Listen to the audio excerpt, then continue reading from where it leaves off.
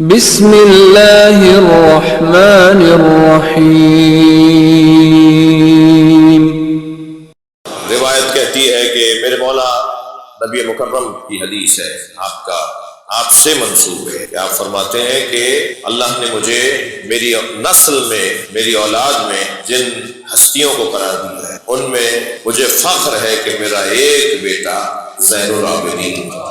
فرماتے ہیں محشر میں جب اللہ کی آواز گونجے گی اینا زین العابدین، زین العابدین کہاں ہے، پھر صفوں کو چیرتا ہوا میرا بیٹا علی زین العابدین آئے گا، اور پھر بندوں میں میرے بیٹے زین العابدین کی کیفیت ایسے ہوگی جیسے ماتھے پہ لگا ہوا زبدہ ہوتا ہے، ماتھے پہ لگا ہوا ٹیکا ہوتا ہے۔ زبدہ اس سفید نشان کو کہتے ہیں جس کی وجہ سے حسن بڑھتا ہے، صاحب نشان کے اوپر حسن جس سے بڑھتا ہے اسے عربی میں زبدہ کہتے ہیں۔ میں نہیں لے رہا کسی مخلوق کا نام کہ کس کس ماتھے پہ وہ ٹیکا ہوتا ہے، اور وہ اس کے بھاگوان ہونے کی علامت ہوتی ہے کہ اگر اس کے ماتھے پہ وہ سفید نشان ہو تو پورے مخلوق الہی میں، بندگان الہی میں میرا زین العابدین زبدہ بن کر سامنے ہے، زینت عابدین، زین العابدین۔ کبھی غور کیا میرے کم سن ساتھیوں کہ زین العابدین مولا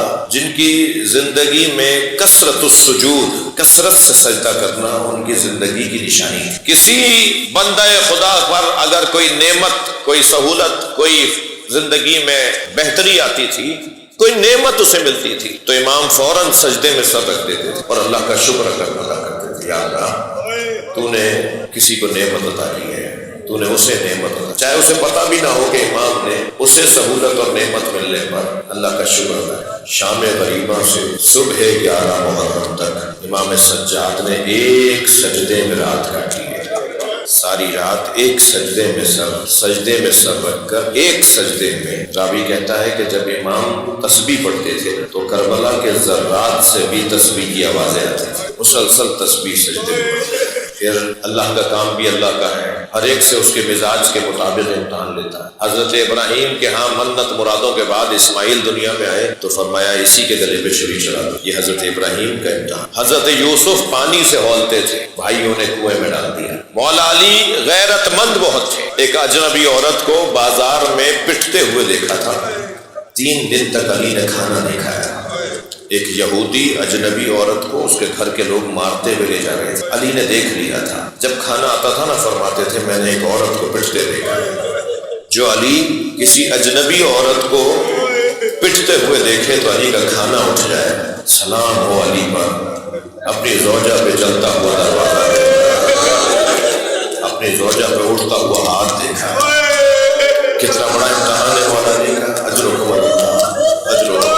اللہ کو کسی کام میں اللہ ہے سوائے ہمیں اہل بیت میں، ہمیں رونے رلانے والوں میں قرار دے۔ جناب زہرا کے مزاج میں مانگنا نہیں تھا، سیدہ کے مزاج میں مانگنا نہیں تھا، اپنے بابا سے کچھ نہیں مانگتی تھی، اپنے شوہر سے کچھ نہیں مانگا۔ جس کے مزاج میں مانگنا نہیں تھا اسے نبی نے وصیت فرمائی بھرے دربار میں فدق مانگنا۔ یہ جناب زہرا کا امتحان ہے۔ امام حسین کو پیاس بہت لگتی تھی، امام کی ساخت میں، امام کے بدن کی ساخت میں اللہ نے یہ چیز رکھی تھی کہ امام حسین کو بار بار پانی کی ضرورت پڑتی۔ جناب زہرا جب کبھی گھر سے حسن حسین کو چھوڑ کر کسی دور فاصلے پہ جاری ہوتی تھی تو گھر کی کنیز سے کہتی تھی میرے حسین کے پانی کا خیال رکھنا۔ رات بھی سرہانے پانی کا ظرف بھر کے رکھا جاتا تھا کہ حسین کو رات کے کسی پہر میں پانی کی ضرورت پڑ جائے تو میرا بچہ فوراً پانی پی لے۔ مولا علی سے بھی جب جناب زہرا نے وصیتیں فرمائی نا تو ہر ایک بچے کے بارے میں علیحدہ فرمایا۔ امام حسین کے بارے میں جو باتیں فرمائی ان میں سے ایک یہ بات، میرے بچے کے کھانے اور پانی کا خیال رکھنا۔ لہٰذا جب مولا علی کو ضرورت لگی، 30واں دن آیا، شہادت والا دن آیا، امام حسن سے فرمایا میرے سامنے میرے خاندان کو بٹھا کر افطار کرواؤ، میری بیٹیوں کو، دامادوں کو، نواسہ نواسیوں کو، بہوؤں کو، پوتا پوتیوں کو، سب میرے سامنے آ کے بیٹھے اور میرے سامنے افطار کریں۔ مولا بستر شہادت پر تھے، سب دسترخوان پہ بیٹھے تھے کہ اچانک مولا علی کی آواز آئی بیٹا حسن مجھے سہارا دے کر بٹھاؤ۔ امام حسن نے سہارا دیا، بابا کو بستر سے بٹھایا، جب بیٹھ گئے نا تو فرمانے لگے میرے سامنے کھانا اور پانی لے کر۔ علی کھانا اور پانی وہ نہیں لے رہے جو سب کے لیے رکھا ہے، حکم ہے امام کا۔ فوراً امام حسن نے کھانا اور پانی رکھ دیا۔ جب کھانا پانی سامنے آ گیا نا، فرمان لگے حسین کہاں ہے؟ تو برابر سے امام حسین کی آواز آئی، بابا میں آپ کے برابر میں بیٹھا ہوں۔ حسین مولا فرماتے میں برائے، مولا علی نے اپنے ہاتھ سے لقمہ بنایا اور مولا حسین کے دہن میں دیا، اپنے ہاتھ سے کوزہ بھر کے پانی پلایا اور فرمایا تمہاری ماں نے مجھ سے وصیت کی تھی میرے حسین کے کھانے اور پانی، اجرکم اللہ، اجرکم اللہ، اللہ آپ کو کسی غم میں نہ پائے سوائے غم اہل بیت کے، ہمیں رونے رولانے والوں کا بنا دے۔ امام حسین کو پیاس زیادہ لگتی تھی، لہذا کربلا میں سب سے زیادہ پیاسا وہی ہے جو سب سے آخر میں شہید ہوا ہے۔ کون سب سے زیادہ کربلا میں پیاسا ہے؟ جو شہید ہوتا جاتا تھا اسے جام کوثر پلایا جاتا تھا، مگر امام حسین تو، اور دن کتنا بڑا ہو گیا حسین کے لیے۔ کبھی سوچیں، ایک لاشا گنج شہیدہ میں لا کے رکھتے ہیں، دوسرا لینے جاتے ہیں، ایک لاشا لا کے رکھتے ہیں پھر دوسرا لینے جاتے ہیں۔ امام حسین نے 92 لاشیں اٹھائے۔ ٹائم کا تو دورانیہ بنائیے، کتنا ٹائم لگے گا؟ ایسا لگتا ہے جیسے اللہ نے سورج کو حکم دیا ہو، جب میرا حسین چاہے گا تو عاشور کا دن تمام ہوگا، جب حسین چاہے جب تک وہ دن چلتا رہے گا۔ حسین کے ارادے سے عاشور کا دن بڑا ہوتا چلا۔ یہ دن بڑا ہو رہا تھا یا حسین کی پیاس طویل ہو رہی تھی؟ میں اپنی بات کو مستدل کرنے کے لیے کہ سب سے زیادہ پیاس کا احساس، امام حسین کی پیاس کا احساس کہ حسین پیاسے ہیں، اس کا احساس اہل بیت کو تھا۔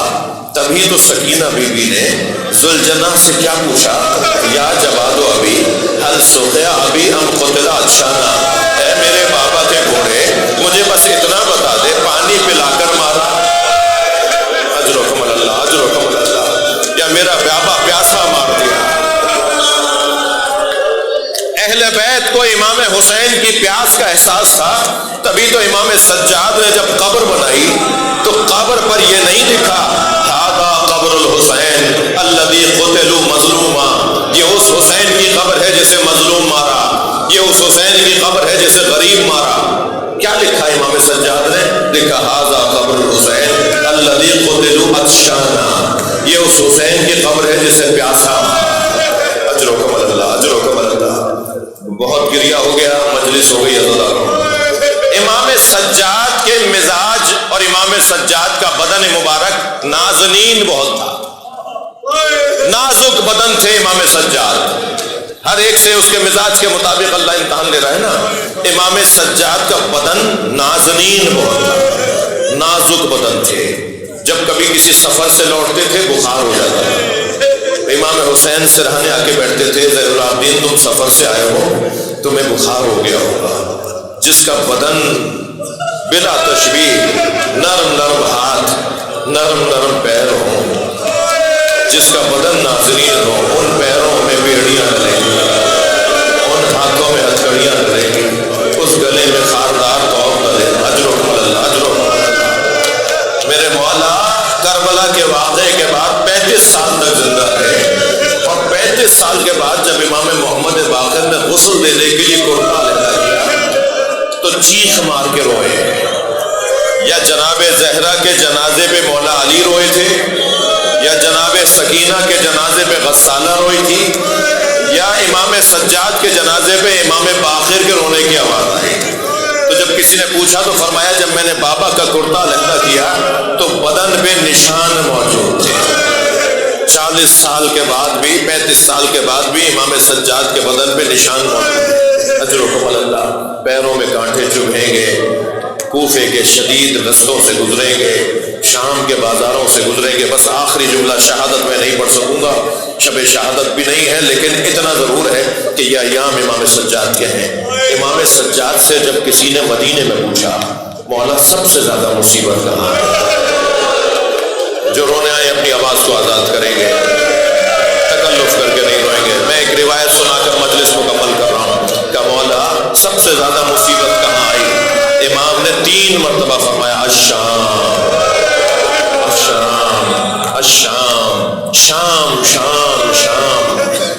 ذیشان درجوادی کہتے ہیں کہ یہ 3 مرتبہ شام شاید اس لیے کہا کہ شام میں بازار شام، دربار شام، زندان شام. جب پہلی مرتبہ کہا تو شام کا بازار، شام کا دربار، شام کا زندان. امام سجاد نے ان 3 مرحلوں کو شام میں گزارا. فرماتے ہیں جب اس نے کہا نا مولا کب تک روئیں گے، شہادت تو آپ کا ورثہ ہے. فرمایا انصاف کرو، شہادت ہمارا ورثہ ہے مگر ماں بہنوں کا بے مخنا و چادر، کوچا کوچا دیار بدیار جانا ہمارا ورثہ نہیں تھا. پھر فرماتے ہیں کہ میں نے شام میں 7 ایسی مصیبتیں دیکھی جو میرے ذہن سے نہیں نکلتی. میں عزاداروں 7 نہیں بیان کروں گا، میرے مولا نے 2 سن لیجئے. فرماتے ہیں میں نے شام میں 7 ایسی مصیبتیں دیکھی جو میں نے کہیں اور نہیں دیکھی. ہم شام کے بازار سے گزارے جا رہے تھے، ہم شام کے شہر سے گزارے جا رہے تھے، چھتوں سے پتھر اور انگارے پھینکے، اجرکم اللہ، چھتوں سے پتھر اور انگارے پھینکے جا رہے تھے. ایک انگارہ میرے سر پر آ کر گرا، میرے ہاتھ بندھے ہوئے تھے، میں پکارتا رہا، میرا سر جل رہا ہے مگر میرے سر سے کسی نے انگارہ نہیں ہٹایا. اجرکم اللہ. اور ان 7 مصیبتوں میں آخری مصیبت جس پر امام پھر روئے ہیں وہ مصیبت سن لیجئے اور مجھے اجازت دیجئے. امام فرماتے ہیں تو مجھ سے پوچھ رہا ہے کہ میں بوڑھا کیسے ہو گیا، میرے بال کیسے سفید ہو گئے، میری کمر کیسے خمیدہ ہو گئی. امام نے فرمایا بہن کے جنازے نے بوڑھا کر دیا. سکینہ کا جنازہ، زندان شام، وہ غربت میں میری بہن کی تدفین، اس منزل نے مجھے بوڑھا کر دیا.